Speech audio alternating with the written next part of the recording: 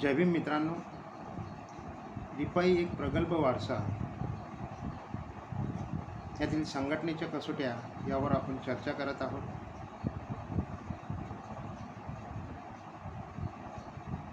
आज दुसऱ्या क्रमांकाची कसोटी आपण या ठिकाणी यावर चर्चा करणार आहोत.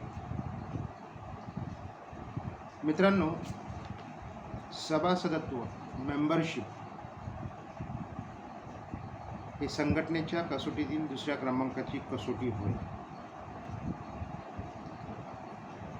घटनेत नमूद केल्याप्रमाणे प्रत्येक संघटनेने, मग ते राजकीय असो किंवा अराजकीय, सदस्यांची नोंदणी केलीच पाहिजे.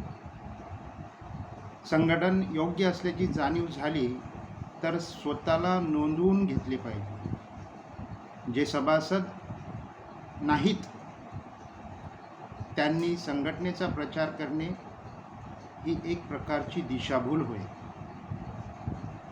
रीतसर सभासद झालेच पाहिजे काय असे विचारणारे बेजबाबदार असतात. सभासद नोंदवल्याशिवाय संघटनेच्या बांधिलकीचे वातावरण तयार होत नाही.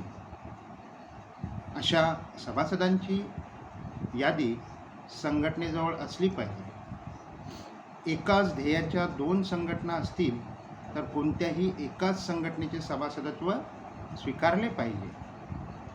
विचारात परिवर्तन झाल्यास दुसऱ्या संघटनेचे सभासदत्व स्वीकारण्यापूर्वी पहिल्या संघटनेचा राजीनामा देणे नीतिमत्तेचे ठरते. एकदा सभासदत्व स्वीकारले की त्या संघटनेच्या अधिकृत धोरणाशी व तत्वांशी एकनिष्ठ असले पाहिजे. अशा समर्पित सभासदांची अधिक प्रमाणात संख्या वाढली की ते संघटन प्रभावी बनते. सभासदत्वांची कसोटी पाळणे हे निकोप संघटनेचे योग्य मूल्यमापन होय. रिपब्लिकन पार्टीच्या वाटचालीच्या सुरुवातीच्या टप्प्यात सभासदत्व दोन प्रकारचे ठरवण्यात आलेले आहे. या दोन प्रकारच्या सभासदत्वावर आपण पुढच्या भागामध्ये चर्चा करणार आहोत. जय भीम, जय भारत.